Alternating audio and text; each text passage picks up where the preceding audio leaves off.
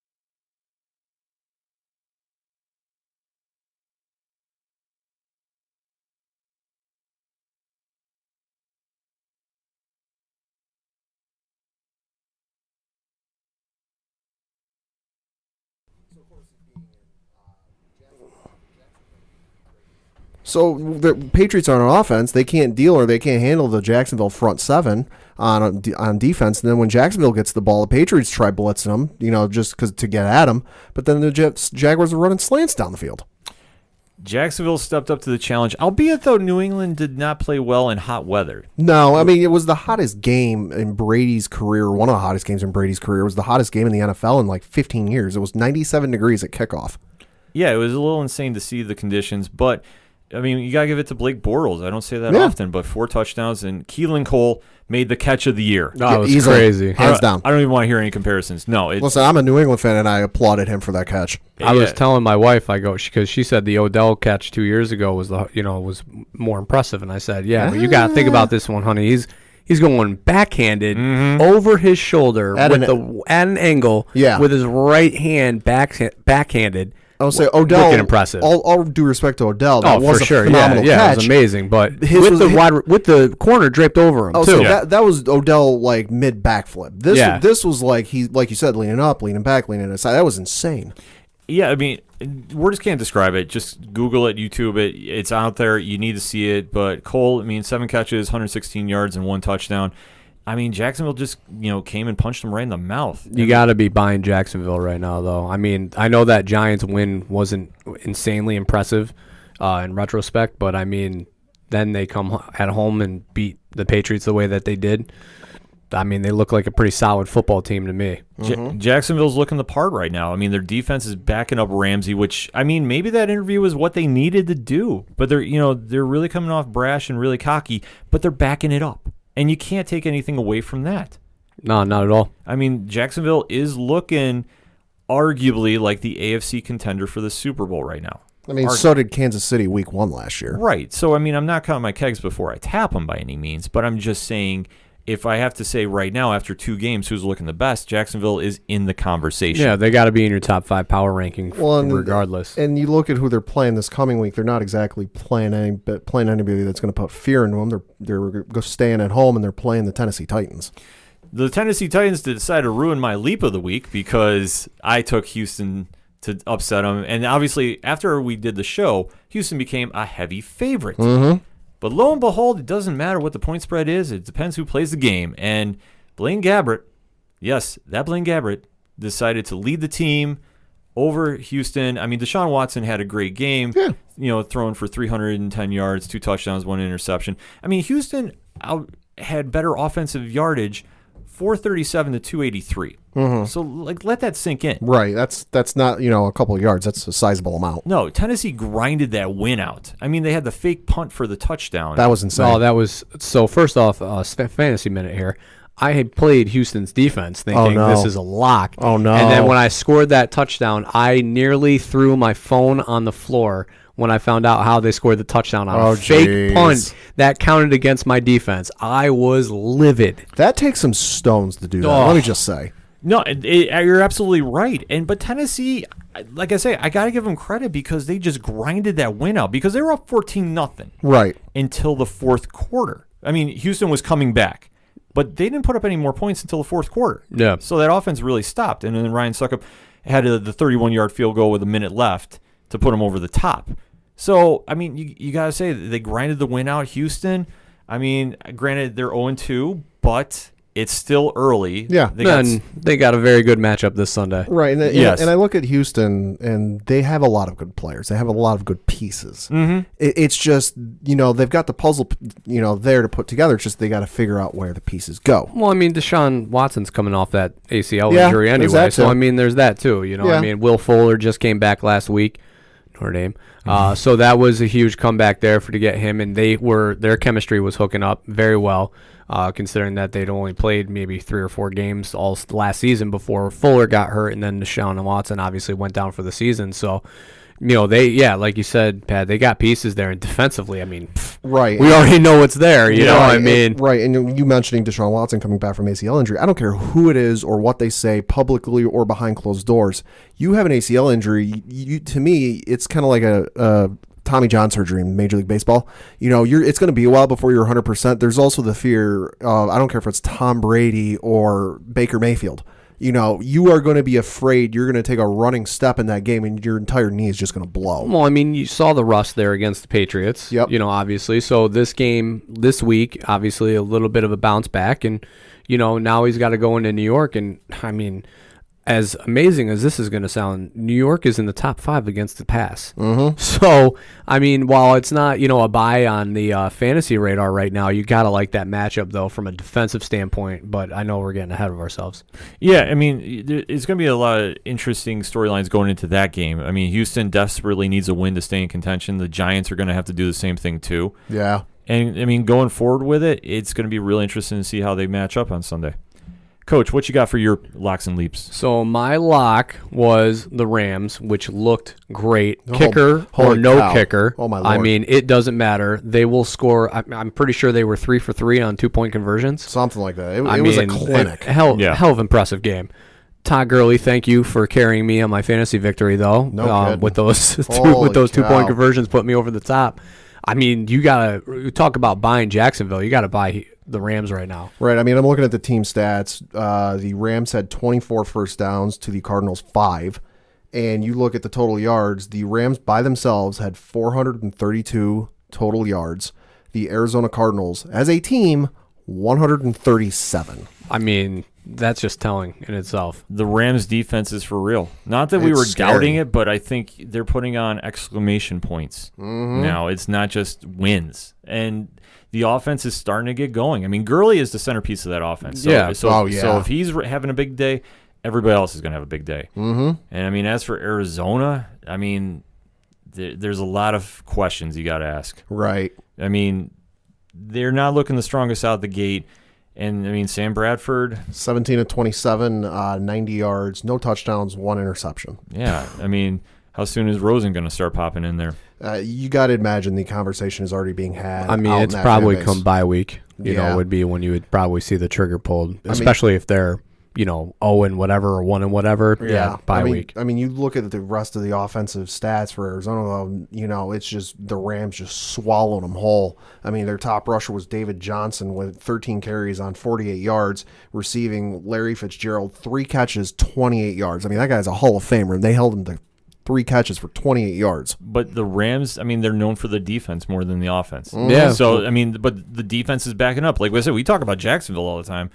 The Rams are no joke either. No. I mean, up the middle with Sue and Donaldson, would you want to run against that? Oh, hell no, thank no. you. I mean, they're I shutting mean, down. if you're talking running in the other direction. Yeah, yes. right. Yeah, but they're shutting down David Johnson like nothing. Yeah, I mean, that's chump change. 47 yards, I mean, on Yeah. 13 carries. And Johnson, don't get it wrong. I mean, he's a great running back. He's been doing this without a really definitive line in front of him. Right. And it means the fact that he still got 48 yards on that is still respectable, but still. Well, the fact that you tell me, I mean, obviously time of possession is going to play in there too, but the fact that you're telling me that Sam Bradford dropped back 27 times versus, his 13 carries tells you that the game plan was, we're not going to be able to run this ball. We got to throw it, so that's where they went. So funny you bring up time of possession. Rams just over 34 minutes.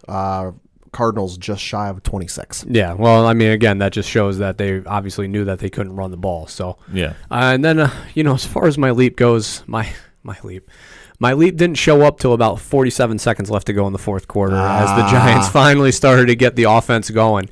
I mean, boys, if I carry too long, just cut my mic out. But this team right now is so bad. It's just insane. Their offensive line is about as bad as the Seattle Seahawks was 2 years ago when they had a defensive tackle starting at guard. I remember that, yeah. I mean, it's bad. So anyway, there's two school of thoughts, and this is for my Giants fans here. There's the school of thought of, they should have taken a quarterback and not Barkley, or there's the school of thought that they should have taken Barkley and just, let it be what it is. I'm on that side of we should have taken Barkley regardless, and I'll tell you why right now. There was a reason why Eli checked down for him to have, I believe it was 11 receptions, Pat, if you can double check my math there. But, I mean, there's a reason why Eli is dropping back and getting the ball to that man. He is a absolute playmaker. Mm-hmm. I mean, he even if I know the checkdowns are annoying because you have Odell Beckham and you have Evan Ingram and you have Shepard on the outside, but when you can't get a 5-step drop back out of a shotgun, there's a problem there. Yeah. And that is a glaring weakness on this team right now. And I mean, Eric Flowers, I thought played very well in week one, minus the trip and the one holding penalty that brought back the touchdown. All right, whatever. Every offensive lineman gets those kind of calls. Outside of that, though, he had played well, and they were blitzing his side intentionally with Jacksonville. Dallas ate him up. Yeah. Ate him up. I mean, literally, Eli didn't even have to worry about his blind side. He had to worry about his onside. Mm-hmm. Yeah. I mean, you can't have that as a quarterback, So, the checkdowns were annoying, but you know what? When Barkley is being able to, Chris Collinsworth said it best. The first tackle did not get him down one time. Mm-hmm. He made the first tackler miss, and I'm specifically talking about one play where it was out of the gun. Eli checked down on him running an angle route out, and Sean Lee was on top of him. Sean Lee, a Pro Bowl linebacker, on top of him, still broke his tackle, spun outside, and got a first down. Yeah, I mean, what would you have to check down. You have to get the ball to this man. Yeah. Eli did everything he could in that game. Yeah. It's just, you look at quarterbacks with the lines that are not that good. I mean, I'm sorry, the Giants just don't have a great line. Right. I'm looking at Eli's stats, 33 of 34, 279 yards with one touchdown. I mean, what more can you want out of a guy throwing the ball 44 times? Yeah, and I mean, he has to throw it because they can't run the ball. And the biggest problem is, and this is what drives me nuts, and when I talk to my Giants friends about this, Eli is best suited with a team that can establish the run, and once the run is established, they go to play action. Mm-hmm. And specifically, I go back to that San Francisco playoff game, or the San Francisco game where he threw like 54 times. They still were running play action. They were still running the ball. Even if they were only getting a yard or two at a time, they still ran it. This team's offensive line is so bad, they can't even do that. Right. They couldn't get anything going on the ground. I mean, you look at Barkley, your number one running back, 11 carries, 28 yards. His longest was 10 yards. Your next leading rusher, Eli Manning. Yeah, and that's a problem. I mean, and Jalen Smith. I mean, listen, I'm a Notre Dame guy. I love you to death, but don't be tweeting out the fact that you destroyed Eli Manning when he was running out of the backfield. That is a sitting duck. That is like playing Duck Hunter on Nintendo and holding it up to the screen and blasting the ducks. You're not going to miss that. Yeah. I mean, don't brag about that. No, but for them beating their rivals, and I mean, it's such a rivalry game. I mean, every year it's always on Sunday Night Football. Oh, yeah. So you can see Dallas wants to get up, and obviously, with how they played against Carolina, they needed to bounce back. And going against their rivals, they're going to be, talking some stuff. Yeah, sure. No, I mean, I get it. But when you're talking about destroying Eli Manning, running out of the backfield, there's nothing to brag about. No, there. Not at all. It's like there's other things to focus on. But Dallas got back on track. The Giants got some more questions, and obviously, as we talked about them against Houston this week, is going to answer a lot more or even raise some more. Yeah, I mean, I just don't understand like how they don't show up until the last 40. Defensively, they played great. Defensively, I mean, obviously, I know there was a couple big runs with Dak Prescott, but honestly, they looked really good defensively. It's just that offense is inept. And the fact that they couldn't put any points on the board till about 1:15 left to go goes to show. Yeah, it's just they got a lot of questions to work out. Pad, what you got? Well, my lock was much like Coach Duffy's was the Los Angeles Rams. We talked a bit about them. Just a stellar performance all around from the LA Rams, both sides of the ball. My leap was the Kansas City Chiefs of beating the Pittsburgh Steelers in Pittsburgh, forcing the Steelers to 0-1-1, which I came true on. Although that game was not without it being a barn burner of a game, and thank goodness I decided to start Ben Roethlisberger in my fantasy team. Yeah, who's the guy that sat Patrick Mahomes this week? No, That guy. Guess who I was facing in fantasy this week when he sat Patrick Mahomes? That guy. Yep. But let me explain it very quickly. But he's got a reason and it makes sense. Yeah, before this matchup, my quarterbacks are Mahomes going to Pittsburgh, who has a good defense, or Phillip Rivers going to Buffalo. Oh, absolutely. So, yeah, and I'm a Bills fan, and I'm a realist about it, and we will get into that later in the show. Besides the point, Mahomes was playing Madden on easy, and he is just playing at such a high level. Not even. It was Madden like 05 where all you need to do is run streaks, and they caught it every time. 23 of 28, 326 yards, 6 touchdowns. No, he threw it over that there mountain. Yeah, he was just playing out of his mind, which is great to see. If you're a Kansas City fan, you have got to be ecstatic. That right defense looks real good, and that offense matches. Yeah, and you want to talk about Super Bowl contenders, they're in that conversation with Jacksonville. They're on the cusp. Yeah, I mean, they're definitely, when we were doing our picks, I don't think any one of us said the AFC West was going to be, the Kansas City Chiefs. But, I mean, right now, them in San Diego look like top of the class. Yeah, I mean, they're just, really stepping up to the role, especially with Mahomes being second-year quarterback. And he really didn't play that much last year. Yeah. Wow. He was, like, the first 2 games out of the gate, he's on fire. Well, I read an article, and I don't remember exactly where it came from, but they said that Alex Smith has a big hand in his development, that he really, really did do everything he could to get Mahomes ready. I can see that. It shows. I can see that. Oh, absolutely. Well, I mean, you take a look at how Aaron Rodgers did sitting behind Brett Favre. Alex Smith was doing the same thing. Well, except their relationship was a little bit better than Brett and Aaron. Yeah, but that's beside the point. But we're just going straight, right behind a veteran, and you learn the game. Yeah. I mean, Mahomes, studied everything, and then you could see how it's relating. Whereas you flip this to the other side of the ball with Pittsburgh. Oh boy! And this is unlike any Pittsburgh team I've seen with the drama. This is like any years. Any football, like the Pittsburgh Steelers have been always known to be a class, and same with the Giants have always been known to be a class organization. And it's just like right now both organizations are being flipped on their head. Well, and the thing with the Steelers is the Steelers are in the same conversation as, like, say, the New England Patriots, where if there's internal drama, you typically do not hear about it. It's only if somebody's really PO'd that you hear about it. Right. But now, of course, stuff's getting out. Well, yeah. I mean, obviously, the whole thing with Le'Veon Bell, which now I guess he's been taken off everything, removed from the website. Yeah, I mean, not ESPN.com. The Steelers website. The Steelers, It's like Thanos snapping his fingers. He's gone and never heard of again. Yeah. To reference the Infinity Wars. This is just wild to see. And then you got the whole drama with Antonio Brown. Yeah. Who, I mean, he decided to answer somebody that was being very critical of him on social media. And he might have said something which I took as a joke. Well, according to, I believe it was his agent, Drew Rosenhaus, he was responding to somebody he knew that it was a friend or like a former Steelers employee. Somebody that used to work for the Steelers. Well, the problem is, though, is that not only did he respond, but then he didn't show up on Monday. Right. Which is coincidental. Yeah, I mean, conspiracy theory. Yeah, but you see how frustrated he was. I'm sure all the Steelers were on Sunday because Mahomes was lighting them up. But they were answering back. It's not like they weren't coming back. I mean, when they finally got the ball going in the second half, that's when they were really catching up. Right. I mean, you look at the box score, Kansas City, 21 points in the first quarter. Pittsburgh, nothing. Yeah. Second quarter, Kansas City had nothing. Pittsburgh put up their own 21 spot. There you go. And then you look at the third quarter, Kansas City outscored them 14-7, and then in the final quarter, Pittsburgh outscored them 9-7. Final score 42-37. You look at Ben's stats, 39-60, 452 yards, 3 touchdowns. I mean, the receivers weren't exactly hurting. Jesse James had 5 catches for 138 yards. Yeah, and you know Juju that they're going to be focusing on, maybe. Juju had 13 catches for 121 21, AB had 9 for 67. Yeah, I mean, it wasn't like everybody wasn't getting the ball, but I think you're just frustrated when you're losing. And now it's boiling over because this is not like something we see every season out of Pittsburgh. Well, I'm sure that he sees the whole Le'Veon Bell situation going on, and you know that there's probably some, not necessarily animosity with Big Ben when he doesn't get him the ball, but, you can definitely probably think that between what's going on with Le'Veon is affecting him. And I mean, not that I want to call this out, but I was thinking about this, when these wide receivers work with, some of the legendary ones, and I'm talking about, whether it be, Terrell Owens or Jerry Rice or whatever, you always got to worry about when the guys are working with sort of the troublemakers that have always usually been traditionally quiet.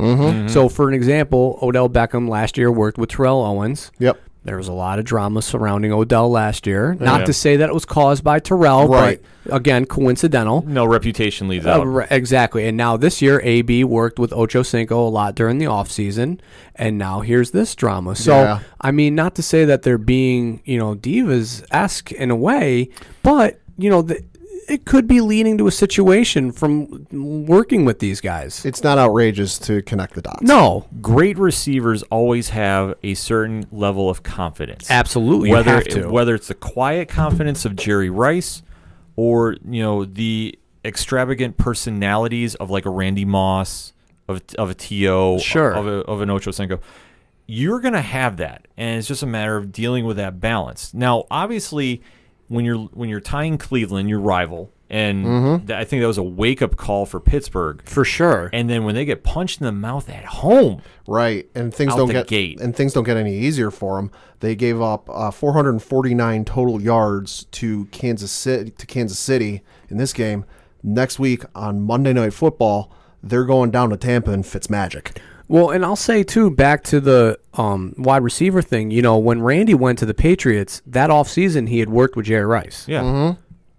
So, I mean, not only was he in the Patriot way, but he was also working with one of the most notorious to himself wide receivers that maybe Terrell picked up on that. Right, and I think that helps, but I think in Antonio's case, it's just a sense of we're not doing well, I'm not having an MVP season. Right. Everything's just boiling up. I mean, it's just the conversation should be about how they're not doing well. What could you be doing to play better? What could you be doing to win some more games? And instead, it's about all the drama. Yeah, it's all about who's tweeting out that they're not at the game. What's happening on the sidelines. Yeah, Have you heard from Le'Veon? Yeah, or the lineman hugging Connor after he scores a touchdown.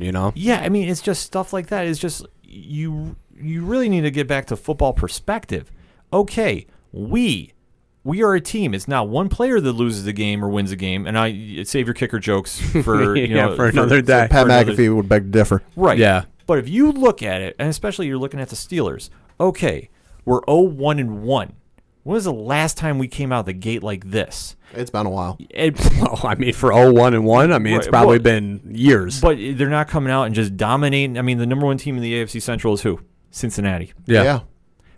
So for them, I'm sure this is getting to them, and they don't really see this maybe getting better right now, but this is where that veteran leadership needs to come in and take hold of the team. Yeah. You have Ben, who's been there before, and you almost need to have an Aaron Rodgers RELAX type speech to calm people down. Well, not even to mention, too, I mean, Big Ben had his controversy going into the year with whether he was going to retire or not. Mm-hmm. I mean, you look at it, though, it's a huge and massive wake-up call for the Steelers, who for a lot of years, they've taken their punches on the mouth when they play a certain team a certain week and they lose.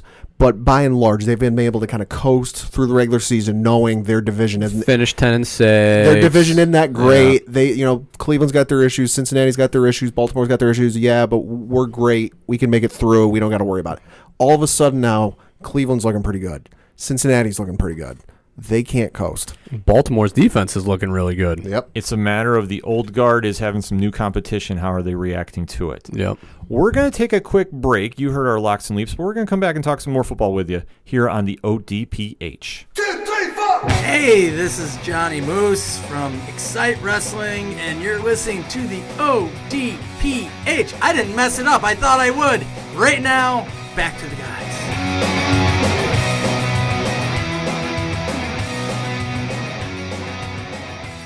Coming back for the second segment on this week's ODPH, talking some more NFL. And, Pad, you got to ask something?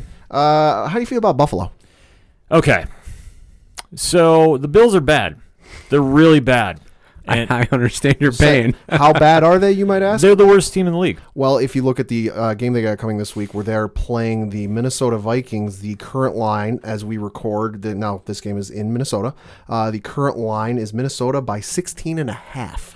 I can hear Royce screaming somewhere. It should be more. Some guy galore JR definitely sounded off, and maybe we can get a blog out of him. I don't know. Maybe we'll throw this on the Daily Dice column on the ODPH website. Say for what it's worth, the over-under is 41. Either way, I'll just break it down to this.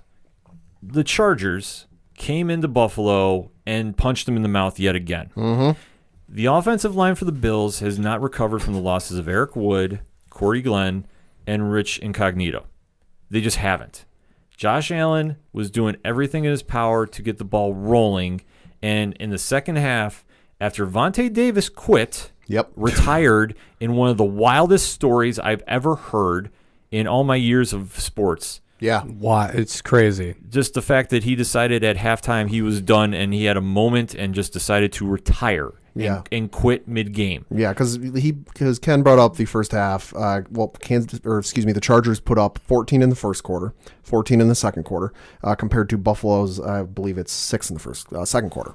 Buffalo just can't get it going because the running game, when you have no line, you're not going to run. It doesn't matter who you have behind that line. Guys, sounds so familiar. It is, but the deal is, I mean, you have Eli who is used to making plays. He has experience doing this. We have a rookie quarterback in Josh Allen. I accept this, that he is trying to get the feel of the game. This is his first real test. It's a big step up from college to the pros. Yeah, and you could see and how he was playing in the second half, because the scariest thing for me in the second half wasn't that he was trying to win. How many times is he running with the ball and not sliding and taking shots? I'll say he is second for Buffalo rushing this past week, 8 carries for 32 yards, and his longest was 14. Exactly. He was running all over the field when he didn't have anything open. You might get away with this in college, but the speed of the NFL will end your career very quickly if you continuously run recklessly on the field. If you're going to not protect yourself, and I understand you're trying to get yards and you're really trying to inspire your team. I think the best meme GIF I saw this weekend was him on the sidelines just yelling at the team, getting the defense going, like he's trying to do everything he can to get them back in this game. Right. And if he keeps running around, this reminds me of when David Carr was playing for Houston. Oh, God. Oh, boy. I'm honestly, I'm having like deja vu with this. And Carr, I mean, he was trying to do everything he could to win for Houston their first year. I felt so bad for David Carr, but he had no line. And he had no nothing. Right. And that's the problem that we have up in Buffalo. The defense was out of sync. I don't know what the DC was calling at one point, but I heard McDermott took over play calling in the second half, and you can definitely see it. There was a change, and it was needed. I mean, the thing with having a rookie quarterback is everybody else on the team has to step up. Oh, be it sure. Be it offense or defense, because the rookie quarterback, if he's starting the games and starting on that first series for your team, he's still learning the game. Sure, he may have been like the greatest college quarterback of all time, but that don't mean squat when it comes to the NFL. Yeah, not everybody is Carson Wentz coming out the gate, right. But on fire. So if I'm the offensive line, I got to be like, if I'm one of the veteran guys of the O line at that point, I got to pull the guys together and go, listen, this kid's still learning. He is in a 5-alarm fire, and it's his first firefight.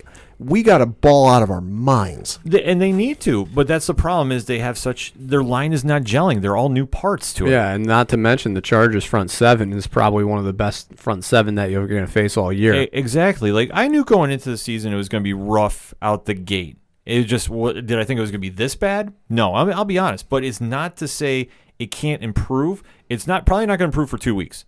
I'll be very honest about this. Can I borrow some of this feelings, because I don't know how to handle this with the Giants? Absolutely. How do you do this? I am just going in and going, okay, we're going to take some lumps. Like because after seeing how Baltimore ran right up the middle on the defense and the offense didn't give them a break to get off and get rested up. It was honestly just like wash, rinse, repeat, because Baltimore ran just right down the middle.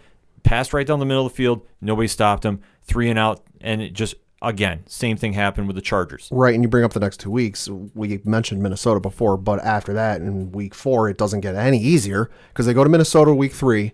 Then they go to Green Bay for week 4. Yeah, so, I mean, I knew Murderer's row here. It's going to be rough out the gate. So the offensive line needs to somehow get it together. I know it's easier said than done. But at the same token, you have your rookie quarterback in. if he keeps taking shots like he was taking, because he is definitely trying to win at all costs out there, guess what? He's not going to be playing because he's going to get hurt.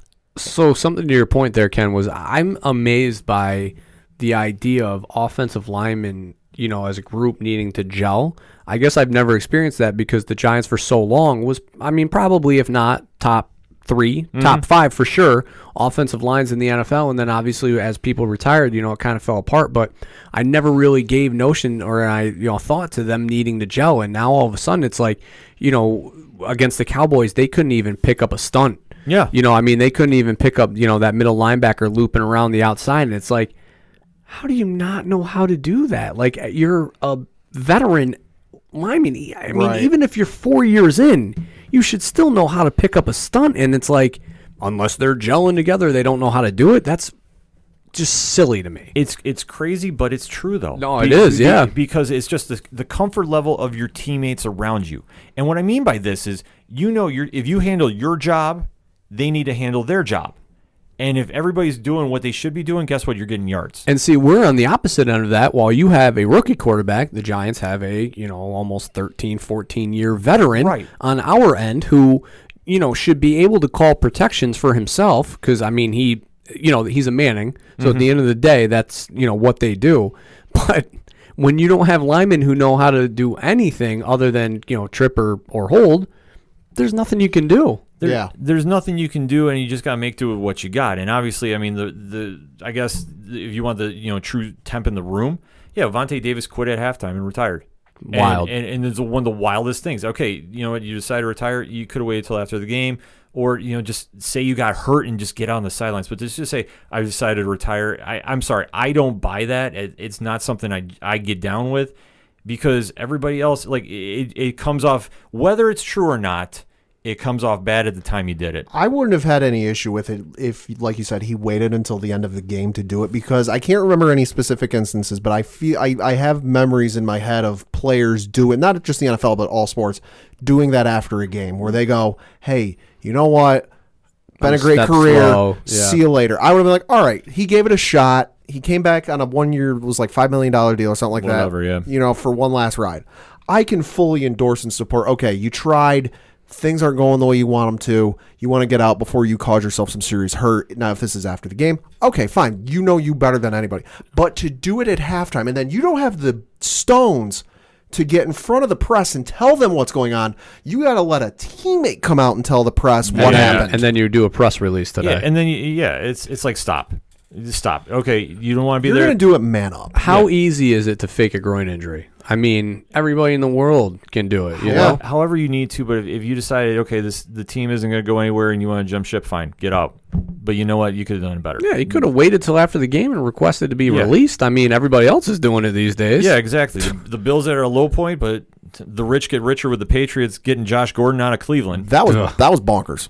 Let me just say. It's high risk, high reward. I would say it's low risk, high reward. Yeah. Because the thing of it is they gave up a 5th round draft pick to get him. Now that 5th round draft pick comes with an asterisk. If he is not active for 10 games, they get their draft pick back.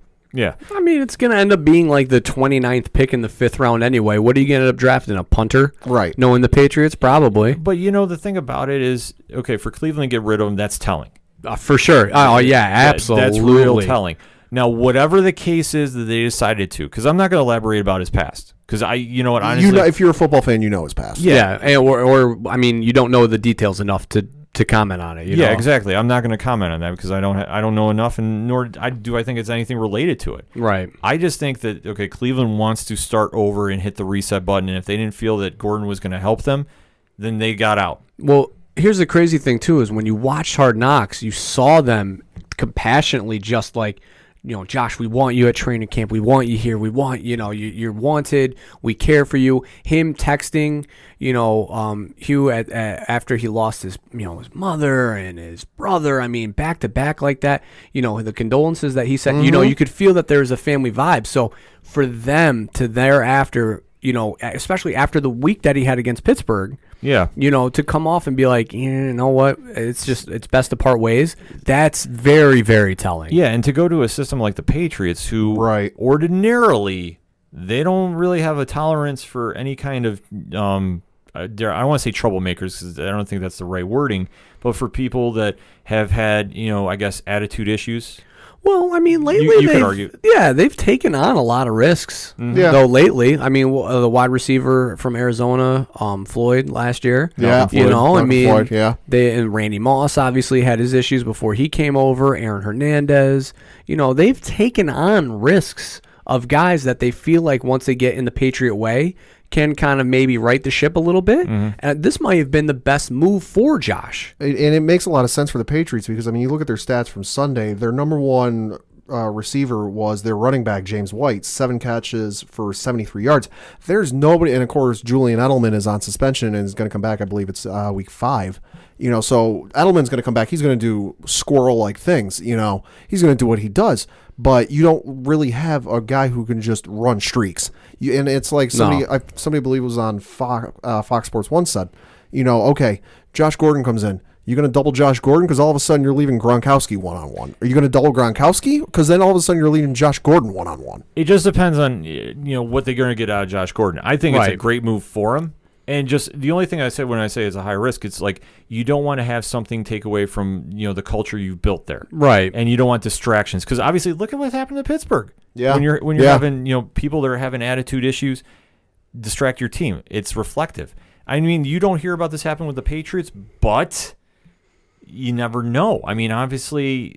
It's going to be really interesting to see. I think it's going to be ultimately help the Patriots in the long run. Well, and not to mention too that this isn't just the traditional issues. This is substance and anxiety type, social depression type issue. That this isn't necessarily something that the Patriots have taken on before.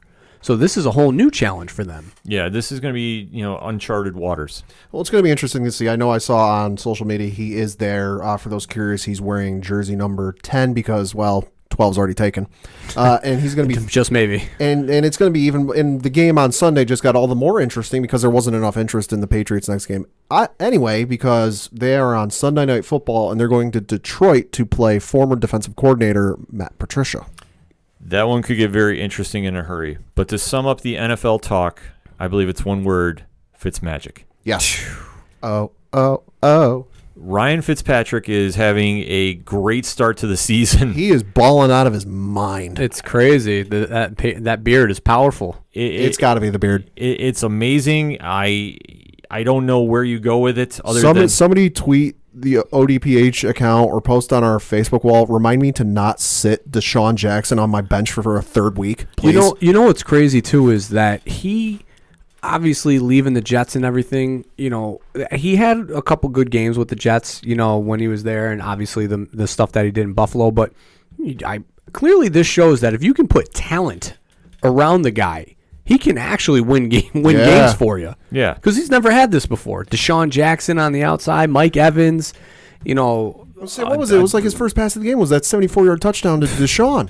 Yeah, he's got weapons around him, and now this because is a possible quarterback controversy with Jameis Winston. How does it not? Yeah, but obviously you keep Fitzpatrick in until he loses. Yes. No, you have to. And this is the crazy thing too is that I know that the Tampa Bay general manager just came out the other day and said, that we have to, you got to play the quarterback that's going to win you games, and that whoever's winning them is going to play.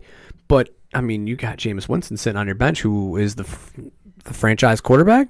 He's the franchise guy, but you know what? You got to go with the hot hand. And you play, they put that head coach in place because of his relationship that he had specifically with Jameis because they worked so well together. So that's big drama. So you always want to put the ball in the hot hand or the guy that's going to win you games. If I'm the head coach of the Tampa Bay Buccaneers, I'm putting it in the hands of a guy who's thrown 819 yards in 2 games. 2 games.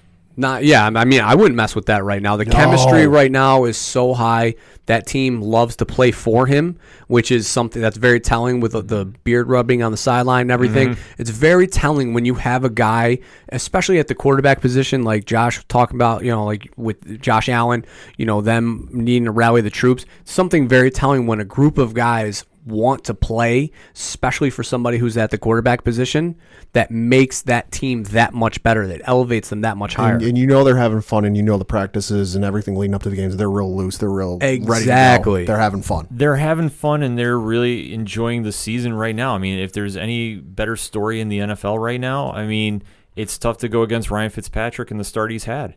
No, I mean, it's definitely probably the most positive thing that has come out of this year so far. Yes. Yeah, I mean, it's arguably. I mean, James Conner for Pittsburgh is sure. Yeah. I mean, obviously, I think that's for a slightly different reason. Yeah. But either way, there's a lot of good stories coming out of the NFL too. And start of the season has been really interesting to watch. Mm-hmm. Let us know what you think, though. Hashtag ODPH. We want to know. We're going to take a quick break. We'll be right back. Hey, this is the King of Lyle, Luke Visengard, Gladius 205 champion, and you're listening to the ODPH.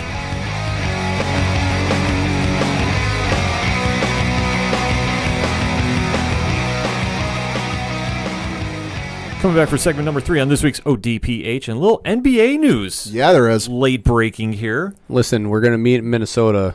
Let's go to L.A. Yeah. I tell you what, Jimmy Butler has officially asked for a trade out of the Minnesota Timberwolves. Yep. And his 3 teams he wants to go play for, the Brooklyn Nets, Okay. the Los Angeles Clippers, Interesting. and your New York Knicks. So clearly he's drinking that unicorn Kool-Aid. I don't care. No, he's drinking that Kevin Knox Kool-Aid, right? Ooh, all right. Whatever he is, drinking, if he wants to come to New York and join up with the squad, by all means, we need to make this happen. Well, hold on. Now I'm going to pose this, Ken, because we've been here before. Yes, we have. And it was a little man by the name of Carmelo Anthony. And we mortgaged a whole lot to get him over here when he was pended to be a free agent at the end of the year. Similar to Jimmy Butler right now. It is. Granted, it would be a lot to get him, I think. So if we wanted to wait, then maybe we sit this out. But the fact that he wants to come to New York, I think has got to be a good sign. Yeah. Oh, for sure. Yeah. Now that somebody actually comes out and says that they want to be in New York, and obviously the Kyrie thing, Kyrie Irving stating that he wants to play for one of the New York teams is huge, considering that everybody has avoided the Knicks and the Nets like the plague for the last 5 years, 10 years even. Well, I think you're going to start seeing more players openly willing to going to the Knicks because they know, as well as we know, the Knicks got a lot of cap space. They got a lot of cap space, but think about this. LeBron. Mm-hmm. What was the championship everybody remembers? The one that he won at home. Correct, because he won in Cleveland. Yep. Right. Now, Cleveland, great basketball town. Not the basketball town. Well, so I'm picking up where you're going right now because I think LeBron actually going to the Lakers helps New York because now people aren't afraid to go to the big cities. Well, I think this goes to show that, okay, the West is going to be Golden State's until that team decides to implode. Let's be honest. Yeah. Until a real contender definitively steps up to do it. Not saying that Golden State's not going to have competition, but right now doing the litmus test, looking at everybody else, I mean, Golden State's just a little better than everybody right now. Well, Klay Thompson also is pended to be free agent at the end of this year, so that might start the implosion. Right. But to look at it, that okay, if the West is going to just be, everybody's got to go through Golden State. If a free agent goes, you know what, I want to go to New York, the basketball mecca. The city where if you win a title, you won't have to buy a drink or a meal for the rest of your life. You become a legend if you win in New York. Now, if you win in Brooklyn, it's still a big deal. It's commendable. But if you win as a part of the Knicks, it's huge for legacy. Mostly because as long as it's been since the Knicks won a championship, it's been even longer for a Brooklyn team to have won a championship. Either way, the fact that players are saying they want to come to the East is very, very telling. And for the Knicks, you have to be excited about it because, I mean, there's a lot of hype that Kyrie Irving's coming. Jimmy Butler wants to come to the East or come to the Knicks. There is that rumor going Kevin Durant wants to come to the East. That'd be bonkers. It would be, but you got to also think about it too. What's bigger for your legacy? And I think that's where if Durant is going to go there, he's obviously got to get some help. So, I mean, here's to pop that bubble just a little bit. Durant coming to the Knicks, yeah, obviously, would be huge. Legacy, the whole thing, championship. Problem is, though, is that he doesn't fit with what they have right now. You'd have to And I move know some he's parts. the greatest part. I know he's one of the greatest players in the world, but I mean, honestly, him and KP, Kristaps Porzingis are not necessarily the same player, but they kind of do the same roles. There's a lot of the Sure. same roles. I'm saying maybe they make it work, or I'm not saying they should move Porzingis. I want to make sure that is very, very Yeah, it's clear. very clear. Very clear. The unicorn can stay put until further notice. Now, Kyrie, though, paired with KP and having that pick and roll threat, especially, in that system that's coming over, would be huge. It would be. Jimmy Butler's defense, same thing. The problem is, though, is that to get Jimmy Butler, it's going to take first-round picks, which Scott Mills and Perry already came out and said that they are not trading. And it's also going to take either Frank Ntilikina or it's going to take Kevin Knox. You know what, though? I think, and this is just my unofficial ODPH guess, if they think that they have Kyrie locked up, Frank's expendable. Oh, for sure. Yeah, Frank is yeah. absolutely. But the thought has to be Kyrie is signed, sealed, delivered. First day of free agency is going to be at MSG doing a press conference. Yeah. That's the only way they move him. Now, if obviously I know that they can't know this, but if they can know this, and they do have that locked in, then I would actually pull the trade for Jimmy Butler. Yeah. And I would move the first round pick because it would make sense. But that's what I think they're doing. Mm-hmm. I mean, I genuinely think if they can get Butler, Kyrie's on his way. And I like I said, I don't know how they would know that it's going to work out, but in my gut of guts, that if they get Butler there, that opens the door to get another free agent down there. Well, the problem is, too, is that KP is set to be a free agent this year, too. This is the end of his rookie contract, so they got to sign him, and that's going to be against the books. They still got to figure out what they're going to do with Joakim Noah, who has another 2 years. Now, they can stretch him, but stretching him doesn't help. No, it doesn't help, but they have to figure out how they're going to deal with that contract. But I have just the feeling that something might line up. Now, what other team would Butler be a better fit for? Brooklyn would definitely be a good fit for him. Yeah, but Brooklyn is a total rebuild. That would be him literally going from a playoff contending team to top of the lottery. Yeah, same thing with the Clippers, in my opinion, too. Well, I think the Clippers actually, with his skill set in a Doc Rivers, system, actually wouldn't be bad with the pieces that are around him. I mean, obviously, I know with Jordan gone and, there's a void there and everything, but they still have Austin Rivers, who I think is a fine player. I mean, I wouldn't, He's not a guy you build a team around. Yeah, I wouldn't Right. put him there, but I mean, you put him with Jimmy Butler, at the 2 and the 3, and then obviously Patrick Beverley at the 1. That's not a terrible team in the West. You're definitely not going to make it to the finals, but No. I think if you match them up with Minnesota, especially with Tobias Harris at the 4, they might go in a 7-game series. It might go Minnesota 7, but it'll be close, Yeah. It might be, but I think, though, with Butler naming 2 East teams out the gate, Oh, that I think it's almost certain that, okay, if push comes to shove, he wants to go East. He doesn't want to go West. well, here's the thing, though, too, is now LeBron's in the West. So there's obviously a void. right. Obviously, LA, the Lakers are what they are right now, which is not a very good team. It's just basically just throw a whole bunch of stuff at a stew and see if it comes out tasting good. But with LeBron still on there, they're going to be an 8 or 7th seed. There's no way that team does not make the playoffs this year. Yeah. That is my lock right now. There's no way that they don't make it as a 7th or an 8th. So obviously, yeah, Jimmy Butler stating that, he wants to be in the West clearly sees that there's still Houston, there's still OKC, there's still the Lakers, there's still Golden State, there's still those teams, and there's still New Orleans with Anthony Davis. And don't sleep on Phoenix either. No. Phoenix, yep. So you got Phoenix on the up. You still got Minnesota, who's still going to be good. I mean, don't forget. I mean, they still got Karl Anthony Towns. You look at the Western Conference as it stands right now, with the season less than a month away, it's almost like trying to fight every, big name Hall of Fame UFC heavyweight fighter in their prime in a gauntlet match. Yeah. Good luck. Yeah. And I mean, the East is just You wide open. You got right Boston and Toronto, and then it's like a steep fall off. now. Very, very steep. And if Boston doesn't win the East this year, I think that Kyrie, not that he wasn't going to leave in the first place, I think it's a wrap.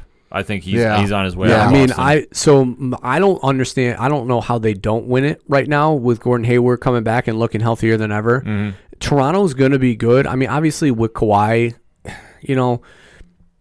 is he a better scorer than DeMar? Probably, but they're not different players necessarily because Kawhi might shoot the three just a little bit better than DeMar, but they still score the slasher type style. I think the only way Boston doesn't win the East is like some freaky Baron Davis and the Golden State Warriors against the Dallas Mavericks type stuff. Yeah, well, that would be the Knicks in the 8th seed, by the way. No, I'm just playing. That's not going to be. You never know. I mean, you never know. There's going to be a lot of questions. But to close up the segment, though, if Jimmy Butler wants out, the Knicks would be. I would say, not saying because I'm a fan, but I think it would be the best fit for him to win and win right away.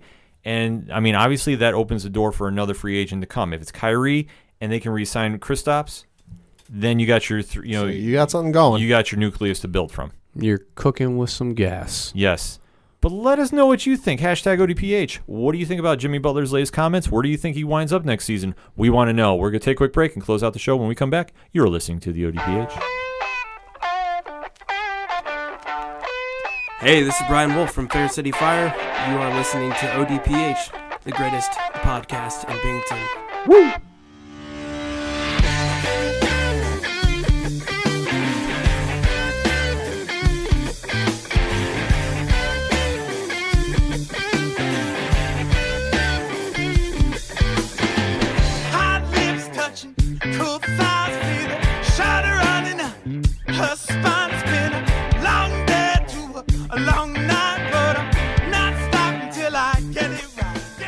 Coming back for the final segment on this week's ODPH, and not really a whole lot going on in the local scene. A little bit of a quiet time here locally, but Binghamton Bulldogs and Binghamton Devils season quickly approaching.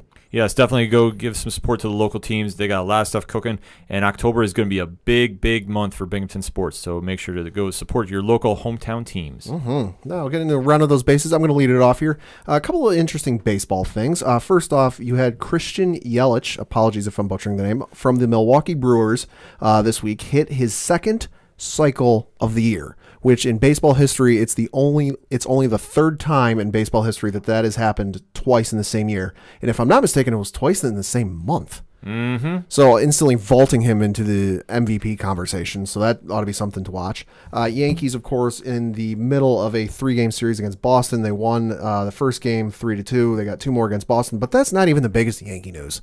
Big Yankee news is they called up their number 1 pitching prospect, Justice Sheffield from AAA Scranton. That's big news. That's big news. Now, no real word when he's going to pitch, where he's going to pitch, be it rotation or bullpen. The pitching matchups are set for the remainder of the Boston series. You've got Luis Severino against David Price. And then to close it out, you've got Masahiro Tanaka versus Eduardo Rodriguez. So who really knows where he's going to come in down the line there. So, but it'll be something to see. There's been a lot of talk with this kid. There's been a lot of, high praise for this kid. So we'll see where he ends up and we'll see how it works. The Yanks need all the help they can get coming down the stretch to keep that wild card. Mm-hmm. But that's not even the biggest baseball news for this panel. Uh-oh. Rumor has it's being reported that one Timothy Richard Tebow is strongly considering playing again for the Metropolitan Organization next year. Oh, that is amazing news. Now, where it will be, not yet determined. Could be back here in the 607. Could be in AAA. But it's being reported that he is coming back for another year. You know what? I think he winds up in AAA. I'm thinking the same thing. I think so, too. As much as I would love to see him back at Nice Egg Stadium, I think he was on his way until he hurt his wrist. Mm-hmm. On his way to AAA. Yeah. That I think that was happening, and he earned his way too. What we say, Tebow has improved a lot. And the one thing that you can watch when he's at bat, he is working pitchers' counts. He was not doing that at first. He was trying to get too many home runs out the gate. But Tebow has learned to be patient at the plate, and that has really helped. That's what really pushed his June before he got injured. I think he starts the season at AAA, and then who knows what's going to happen. See, I wouldn't be surprised if he starts at AA just because of the injury, and then, probably gets put up right away. It could happen. I mean, either way, if he decides to come back, he's definitely earned the right to. Because I just can't see him being the competitor that he is to say, you know what, I got hurt, and yeah, I'm done. And I mean, the Mets organization right now is such shambles anyway that, they want a piece of the Tebow pie, you know? Absolutely. We'll have to get a comment from Sound Guy Galore JR when he returns to the show about this subject, but that is a great news story breaking. Coach, what you got for a round of the bases? I have something very big. The biggest matchup in basketball history of the Looney Tunes versus the Monstars is happening again, ladies and gentlemen. That's right.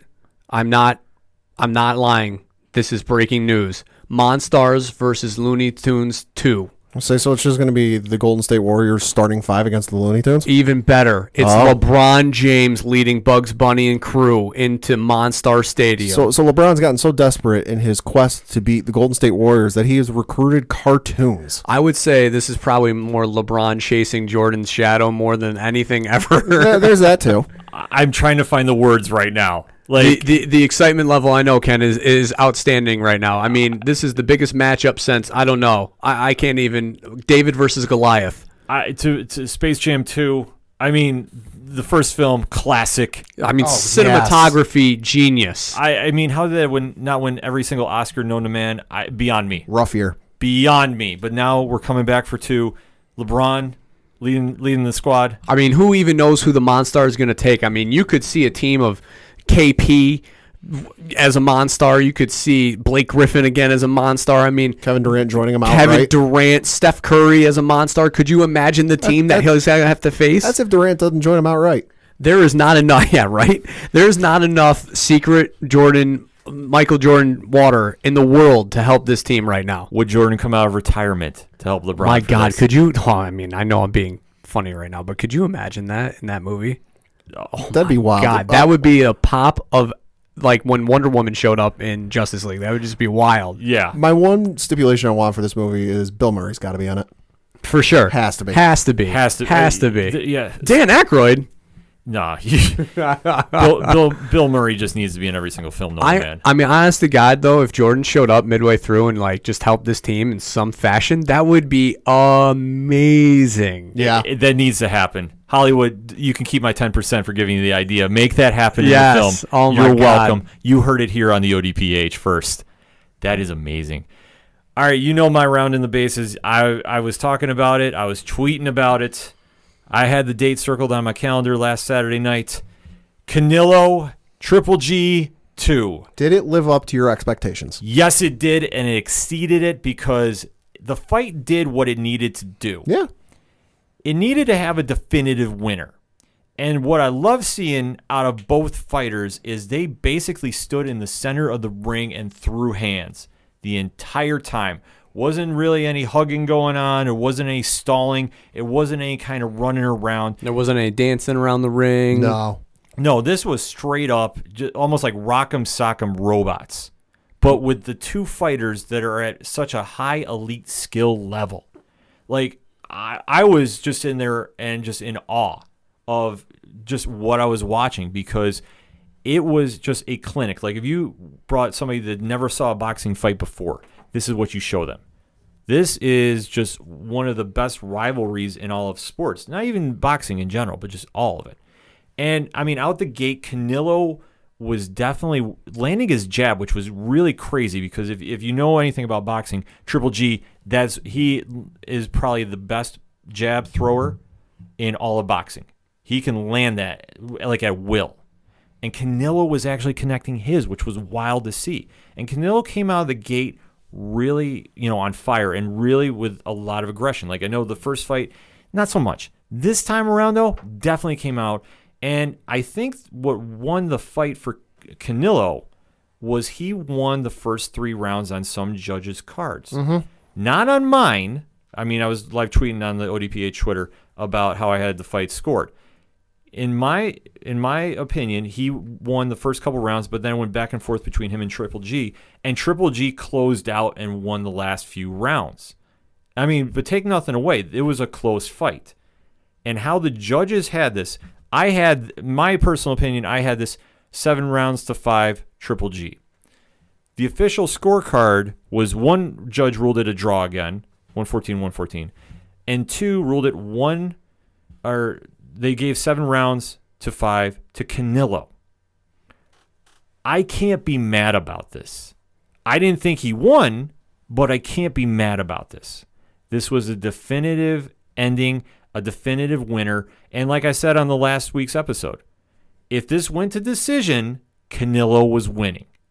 Triple G needed to knock him out. But in my point of view, Triple G has beat him twice already. They're going to do a third. They have to do a third at this point. And if you want to watch premier boxing at the highest level, watch the third fight when it comes out. You will not be disappointed because they're going to leave it all in the ring, and this will be one of the great boxing trilogies they'll be talking about for years. I'll end my rant there. Let's get into some locks and leaps. Pad, what you got? Well, I'm going to start off with my lock. I'm going to take the New England Patriots, currently a 7-point favorite against the Detroit Lions on Sunday Night Football in Detroit. Bill Belichick and company showing up and showing Matt Patricia why I should have never left. Moving over to my leap, I'm going to take the Tampa Bay Buccaneers beating the Pittsburgh Steelers on Monday Night Football. Currently, Pittsburgh is a 1-point favorite, but I think that Fitzmagic is just the clock hasn't struck midnight yet on Fitzmagic. He's still going to be throwing bombs all day. That's going to be a highly contested game to watch.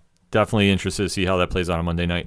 Coach, what you got? My lock is the Bears going against the Cardinals, 425 game. Okay. That Bears defense with Khalil Mack Oh is a freight train. Gracious. So watch out, whoever's dropping back for the Cardinals, he's coming. Yeah. And my leap is going to be, I'm going to go with it. I'm just going to pull the trigger here. I'm also going to go with the Buccaneers going on Monday Night Football. I mean, it's a 1-point game, I know, but Fitzmagic, Pittsburgh's in an absolute rut right now, so you got to like the fact that Tampa Bay is playing at home against this sloppy Pittsburgh team. Right, and you look at, like we said Or before. I should say messy. Like we said before, the conversation with Pittsburgh isn't getting ready for Tampa Bay. How are they going to stop Fitzpatrick? It's where's Le'Veon? What's the deal with Antonio? There's so many headlines involving Pittsburgh that they desperately need this win. And, if Tampa Bay wants to continue their ways and especially continue the argument for Ryan Fitzpatrick to remain the starter, they need to win this one too. Monday Night Football is actually going to be really interesting to watch for those headlines. But that is not my lock. No, that is not. I am drinking the Kool-Aid. I am yelling OHIO. I am taking the Browns -3 over the Jets Thursday night as this tapes. I am calling the shot. They finally get off the schneid. They are winning. They're going to win. They're going to cover too. I'm saying by a touchdown. I mean, you've been high on Cleveland the whole time, so it's only riding the dice, right? I tell you, nobody rolls the dice better than yours truly. I'll say this. If this happens and Cleveland does beat the New York Jets, I can't wait to see the back page of the New York Post. That's going to be something to see. Jarvis Landry's got a little issue going on right now with his leg. Yep. They're going to find a way to do it, and I tell you what, Tyrod has beat the Jets before. It hasn't been pretty, but he's done it. And this is true. So if the Browns, they've been in every game they've been in. They've lost close. They're not the same old Browns. Sam Darnold has started out very good, but he's not unbeatable. The Dolphins came into the Jets, and they beat them at home. And Browns defense is not a joke. It's definitely not a joke. Myles Garrett, I mean, look out. Yeah. So I definitely say they're going to win, and I'm even going to say they're going to win by a touchdown. I'm sticking with Cleveland on this one. Now, my leap. Now, I know we were talking about the Rams a lot and how they have. Fair amount. Yep. They have, this great defense. They're 7-point favorites against the other quote-unquote LA team, but in my heart, they're always the San Diego Superchargers. I saw that spread, too, and I was like, that is too big to take as a lock. Yeah, and I'm going to go with the Chargers. Ooh, interesting. I'm going to say this. Phillip Rivers does not fear any defense. And if you want to call this a quote-unquote rivalry game, because it's the same city, for me, this is how the Chargers are going to match up. Mm-hmm. I mean, they had a tough game against Kansas City. They had an easy game against Buffalo, as much as it pains me to say it. But I think that if you want to have a great defense against a great defense, as the Chargers do, a very underrated one, against the very, very highly rated Rams defense, that kind of cancels each other out. Now, let me ask you, Ken, is this a leap because they're going to cover, or is this a leap because they're going to win? It's a leap because they're going to win. Ooh, there he goes. Calling that shot. I am not afraid to call the shot. Oh, man. I tell you what, you want to hear some crazy call-outs? Listen to the ODPH. I mean, that 7-point spread is wild. That's no way. That will 100% not be 7 points come Sunday. No. That is way too wide of a margin of victory. It is. And that's why I think the Chargers are going to look at that as an insult. You're silly people out there, you're silly if you don't try and hop on this right now at 7 points. Yeah, because the Chargers are a good team. Yeah. I mean that's the thing. They went against Patrick Mahone, who's having one of the best starts to a season ever. And it's not a west to east travel either. This is a west to west now. This is a home game if you really want to break it down. Right, yeah. So for the Chargers, and I'm sure their defense is going to be all fired up to play at home. Absolutely. Look out what happens. Because they're going to come in there, and I tell you what, Todd Gurley's a great running back, but Melvin Gordon is nothing to sneeze at either. No, he's not. So if you look at these teams are pretty equally matched up, except, in my opinion, Phillip Rivers is better than Jared Goff. For sure, yeah. And if you want to come down to the seasoned veteran, I will take him every time over the upstart rookie. Well, he's not a rookie anymore, but the upstart that's still finding his way. Gun. Yeah, the young gun, sure. If you will. And I tell you what, I like the Chargers receivers better. That's my opinion. So that's what I'm sticking to. They're going to win and cover. Well, I mean, they're going to outright win. It's not a win and cover. It's a win. It's a win and cover because, I'm not saying they're going to win big, but I think. Yeah, okay. Because I'm going to come back to earth a little bit, but I will say they're going to win outright. I mean, I wouldn't be surprised come kickoff that's not at like 4.5. I would say it's going to be down at 3. Yeah. I'll even say that. It'll be down at 3, but still, I like the Chargers in that one. We're going to have our locks and leaps up on our Facebook page, so make sure you're following us on social media because we really do appreciate it, folks. We absolutely do. That's all we got for this week. So for Coach Duffy. Go Irish. For Padawan J. Thank you. I'm your host, Ken M. Thank you, as always, for listening to the ODPH. We'll see you next time.